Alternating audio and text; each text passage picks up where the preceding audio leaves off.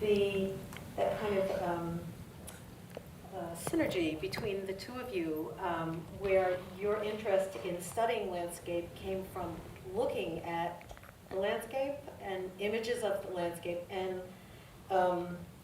Laura was interested in geology, and that's how she came to be interested in photographing the landscape, which I think, just the landscape, the American landscape as an image is kind of fraught with all kinds of things, kind of our idealization of it, the American West, all that romantic stuff. And I think, this is just how I respond to, I think your work is quite amazing, but I sort of, in the back of my, brain, I see some of those images. So, just a place to start. Yeah. Yeah. Well, it is certainly true that it was images and, in part, the aesthetic appeal of landscapes that led me to geology in the first place. And the best analogy I can think of to starting to make that into a scientific discipline is when you're studying literature and you read something, you read a poem, you read a short story, you know that it's beautiful, it appeals to something deep down. But when you tear it apart a little bit, some people will say, no, don't do that, you're going to ruin it. But for me, it made it a little bit better, and I appreciate it all the more. And so I think that's the way things evolved with landscapes. But it was not just the purely natural, idyllic settings that were appealing. It was also the recognition that things have been going on in the background for a lot longer than we've been around, that take many millennia and much longer to evolve, and that some of those things can change so dramatically over a short time interval.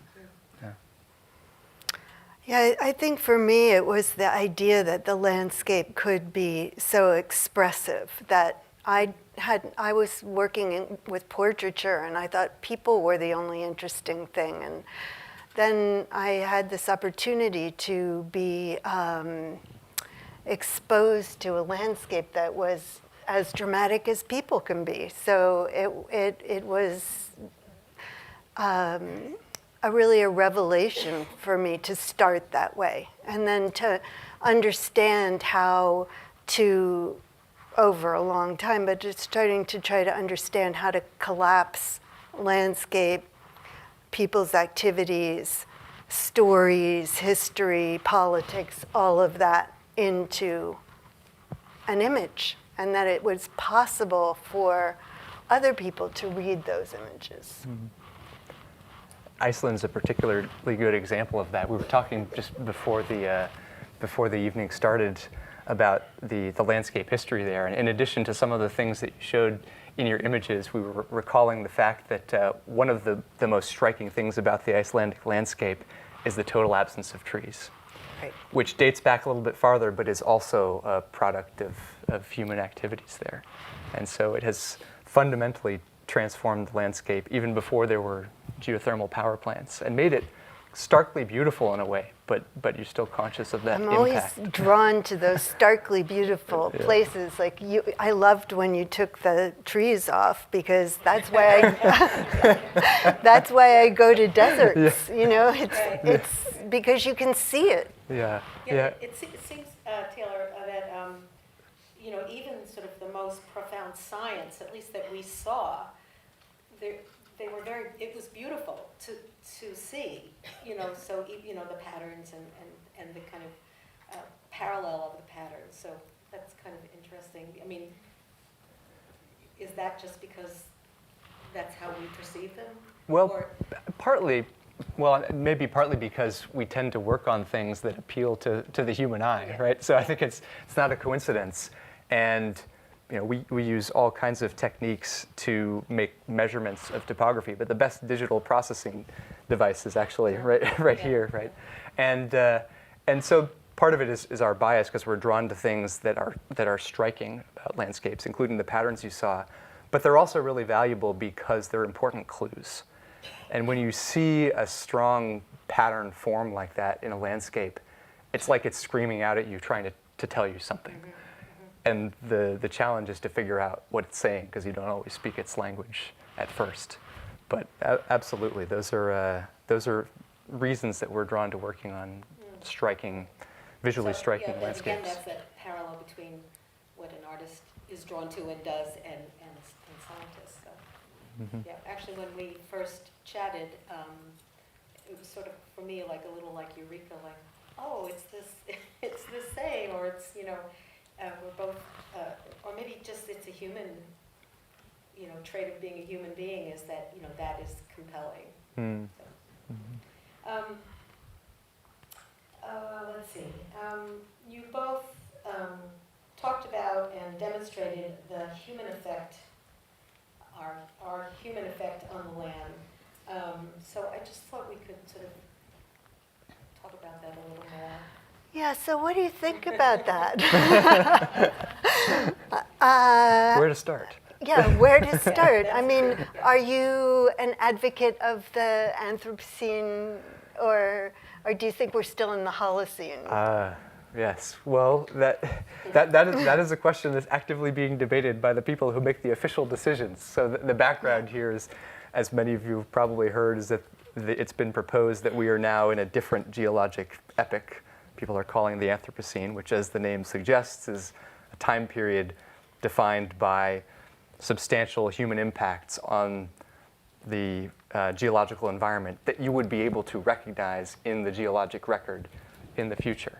And although it's not quite official yet, it looks like it's well on its way to becoming an official. There's an international working group on the Anthropocene, and so I think it's just a matter of time.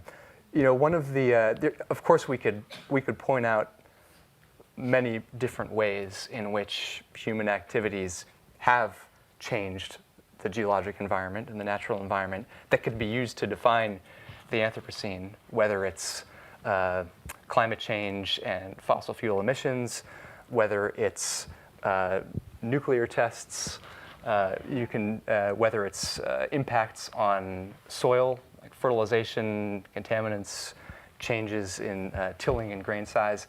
And that's one of the interesting things about it, is that although it seems clear that we probably are in the Anthropocene, it's not clear when it started.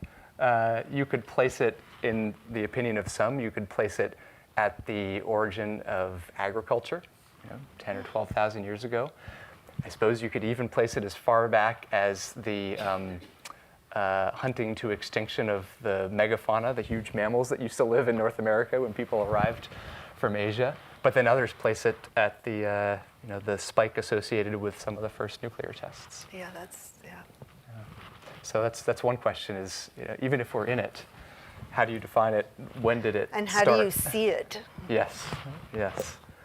Well, you see it certainly visually in obvious ways that you've shown us tonight, but then there are also subtler ways that it can be measured with chemical signatures, or with changes in grain size, or with the fact that if you were looking at a sedimentary sequence 1 million years from now, you might see a sudden uptick in carbon-bearing particles, or even plastic, or other artifacts made by humans. So when we were talking a couple days ago, you were talking about the human blip.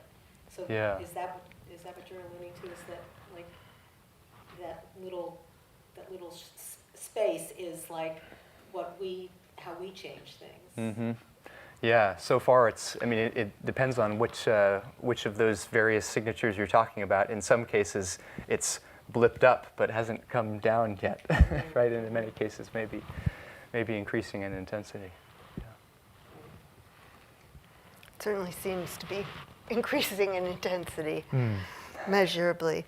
And so it's hard to imagine the geologists of the future finding just this little stratigraphy, because then that means we need to go away so that they can come back and find it repaired. Right. Or some sort of archaeologist in the future, human or otherwise, finding this.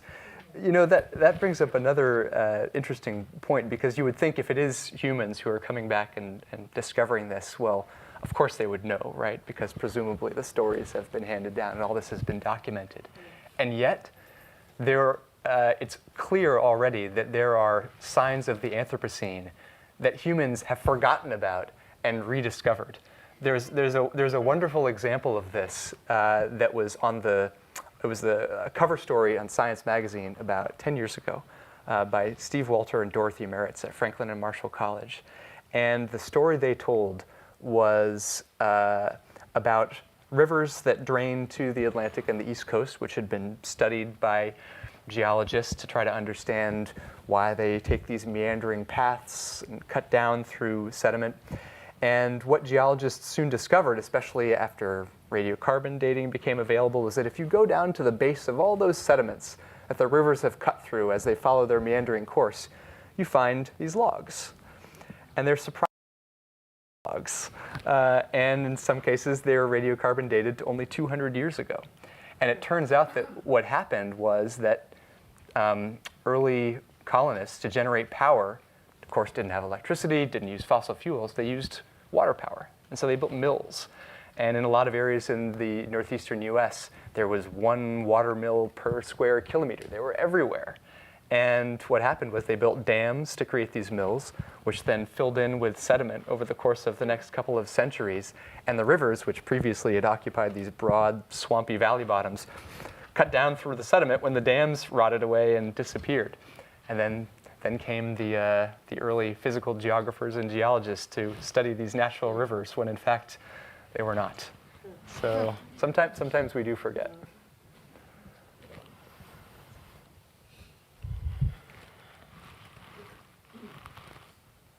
So, one of my notes here is the importance, and I think we'll just want to say it because I think it's being demonstrated here, is the important thing that both artists and scientists are doing, which is documenting, either with data or with image, what is going on in the landscape, and that hopefully will bring awareness to people that live in that landscape. So. Well, we all live in that landscape, but some of us are less aware that we live in that landscape than others. And I do think that is one of the issues about being an urban person, is that you forget that you actually are part of nature, continuous with it, et cetera, and you think that nature is, rats and weather, perhaps. And so it is really important that people be exposed to not just what we do, but all kinds of experiences. We were talking about this earlier, that very often students have never spent a night outside in their lives.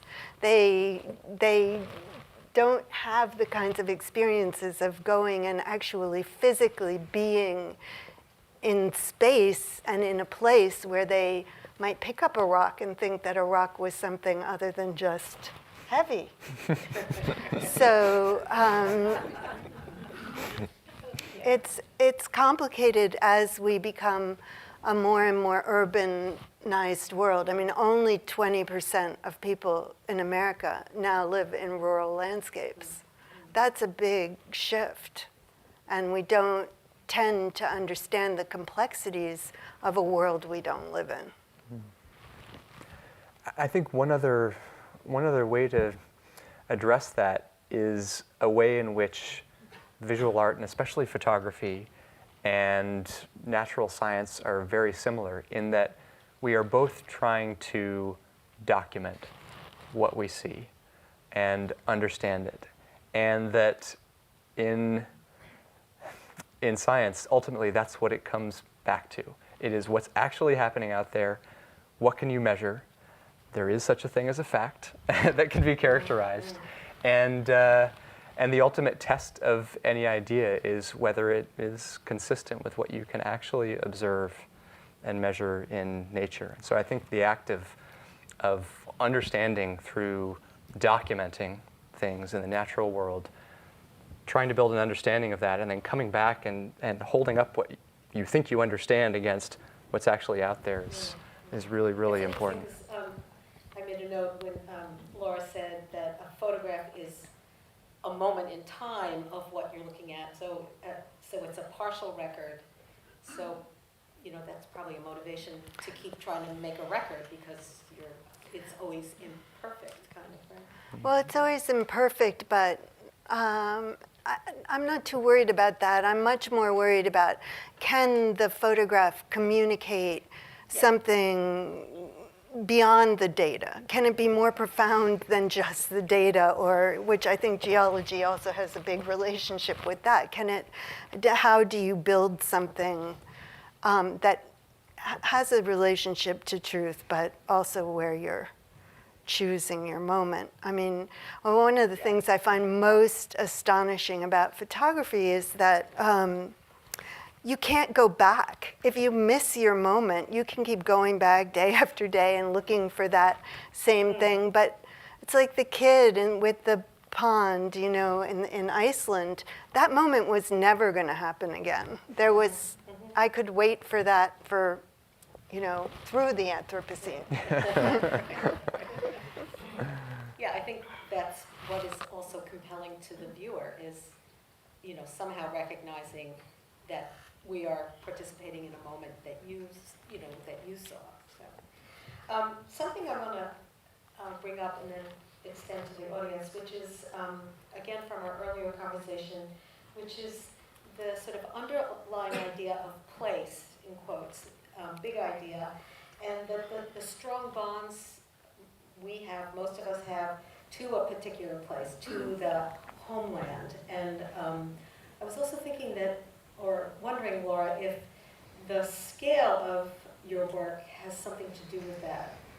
Most of your work is printed very large, right?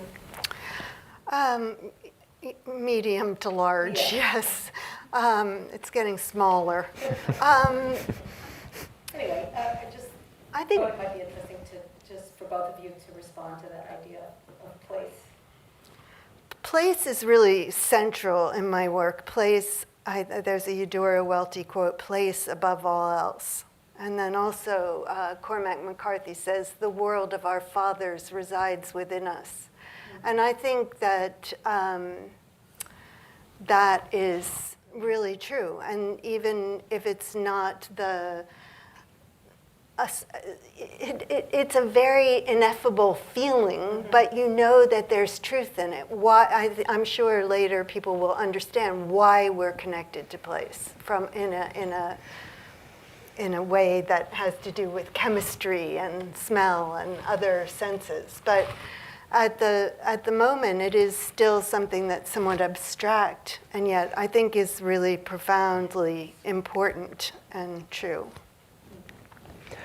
A couple of things come to mind, and one is that it's very exciting to be connected to the thing that you are studying as intimately as we are with landscapes, in the sense that we depend on them for so much, for resources, for food, for water, for habitation. And so, we were talking earlier about building up an understanding that goes beyond the data. And I think that's always there when your data set is also your home.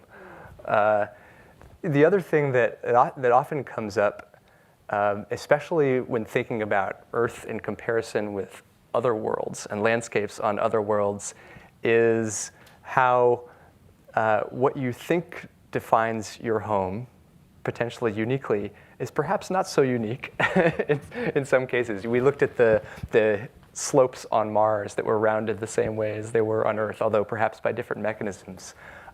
Just over 10 years ago, we sent the first probe down through the atmosphere of Saturn's moon, Titan, which has this hazy smog that we couldn't see through before. And what was the first thing that this probe imaged as it parachuted down to the surface? River networks. River networks carved by liquid methane, running over mountains of water ice. And a colleague of mine calls this phenomenon the shock of the familiar. And it highlights the fact that there are these very widespread mechanisms that create similar features in lots of different places. And yet, you look at Titan and it's not home. despite how familiar Although it is. today I was so happy with the front page of the New York Times because there were other planets.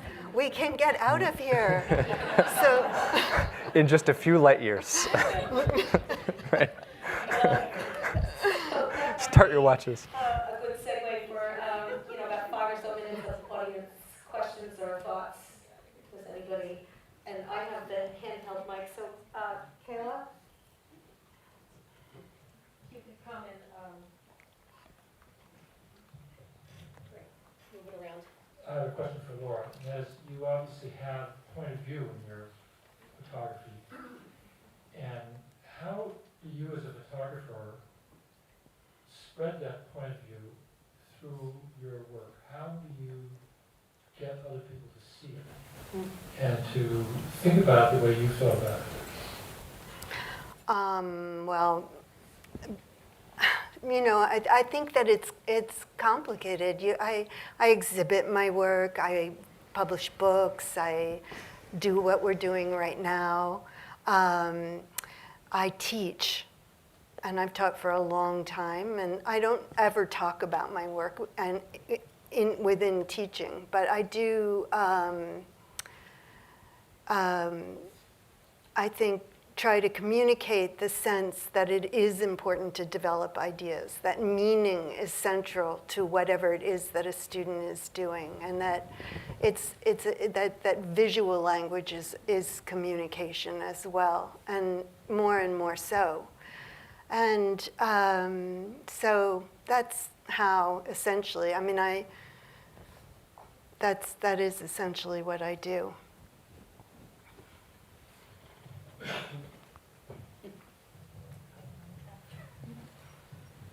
It was just a response to the notion that your photographs are a moment. I mean, I know what that means, but they're not a moment to me. I mean, I think you really convey in the best of your work a long time. Looking at them takes a long time. It's not a second, and there's something dramatically wonderful. Thank you. Thank you very much. That's so nice.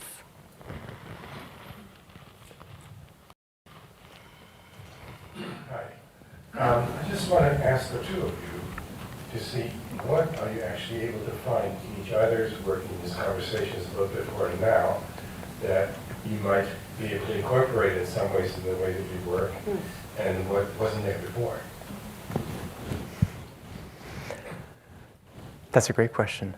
The thing that I loved the most about looking at your photographs was that sometimes I err on the side of looking past the human timescales because I'm so used to seeing landscapes with human alteration that we're constantly faced with the challenge of trying to figure out what was there before or what was underneath.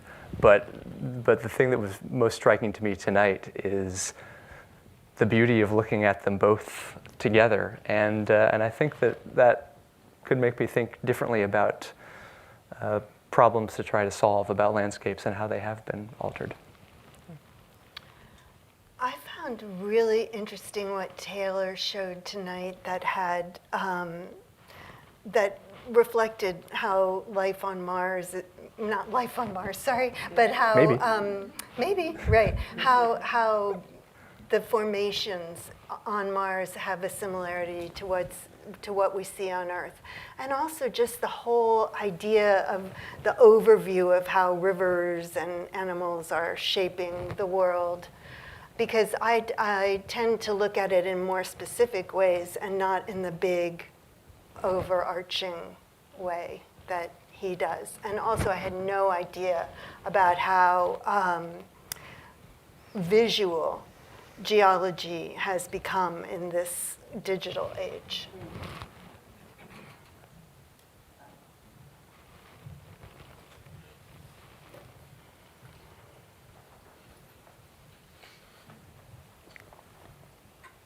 Hi, Taylor, I know you have an interest in archaeology, and you've shown us some wonderful pictures from the American West. which is, of course, a place full of ghost towns, as well as a landscape that was once inhabited by folks who are not quite there anymore in the same way. And that made me curious about what you might think, not only about human cultures that are currently changing the landscape, but human cultures that have been there in the past and are now hidden from us. And I'd love to hear both of your reflections on that. In terms of the geological and archaeological record, I think that your question highlights something that is, in some cases, a relatively recent realization that there have been pre-industrial cultures that have had a major impact on the landscape. It can be very difficult to understand and to measure exactly what that was, and to separate human impacts from natural phenomena, unless you've got a smoking gun like a human artifact. But examples that come to mind are things like burning by humans, using fire as a way to clear the landscape, control vegetation, or even control animal migrations. And then also impacts on soils, which are not just a phenomenon from the era of industrial agriculture, but actually go back quite a ways in terms of plowing, or even farther back, just farming landscape for thousands of years can really change the soil. So this is something that many people are actively studying that I think is a really interesting intersection between archaeology, anthropology, and natural science and geology. And can you see that visually now? I mean, in the sense that you can see it on the landscape, or is it hidden more because it's more chemical? Well, both certainly. In some cases, you can see it in the landscape. And one example with regards to changes in soils, and this gets back to our discussion about the northeastern United States. There is some indication that early agriculture and the deforestation that occurred, and when I say early, I do mean European settlers, clear-cutting the landscape actually shed lots of sediment off of the slopes that has accumulated in valley bottoms and at the base of slopes, and actually fundamentally changed the topography of the Northeast. So that's something that looks like there is something to it, and that you can actually see.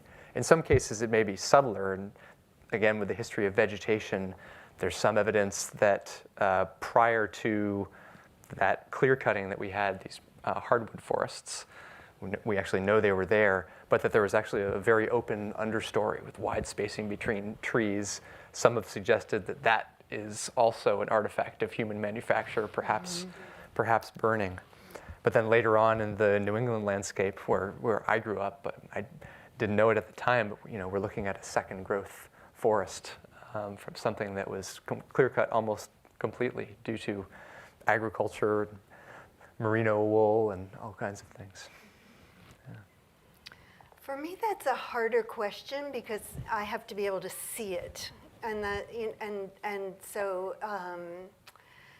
if it's I'm always looking for those intersections, but if they're not visible, then it's hard for me to make images of them. But I think about the last image that I showed you, which is, and this is obviously much more recent, but it's fishing on the Klickitat River, and it's the Klickitat tribes doing platform fishing, which they've done for as long as they've been around in that part of the world, fishing for Chinook. So I am really interested in all the intersections of things. So I am looking for them, but as I say, I have to see it. I think we have time for one more question.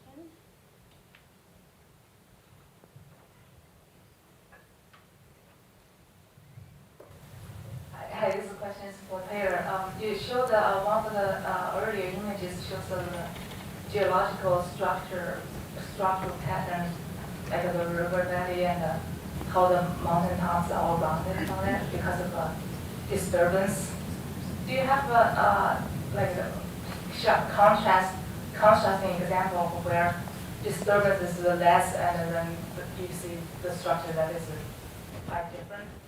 Yes, there are examples, especially in landscapes where life is sparse, both animal life and vegetation. Certainly we saw that on Mars you can get similar landforms, but it does take a lot longer.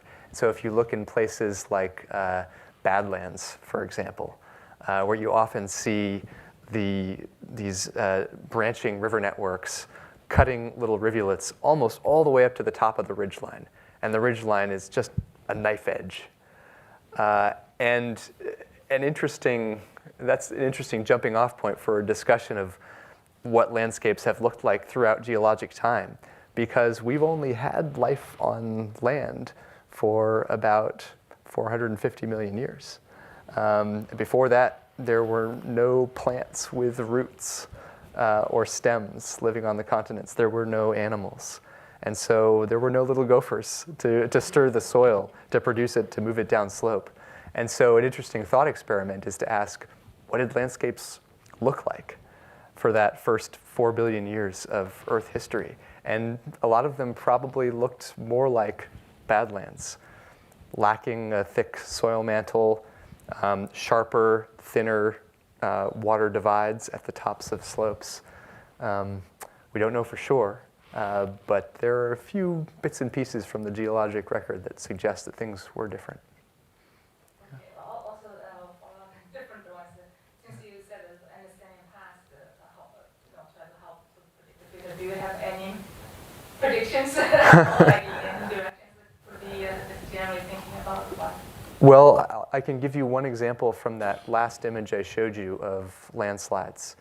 And the calculation that we were trying to do in that project was to use a mechanical model, a mathematical model of the size and location of landslides in response to heavy rainstorms.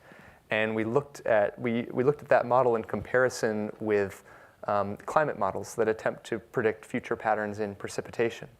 And I have a colleague here in Earth Atmospheric and Planetary Sciences named Paula Gorman who studies precipitation extremes. And one prediction that's made, especially for parts of North America, is that some places will get wetter, some places will get drier, but in many locations, the strongest storms will get more intense.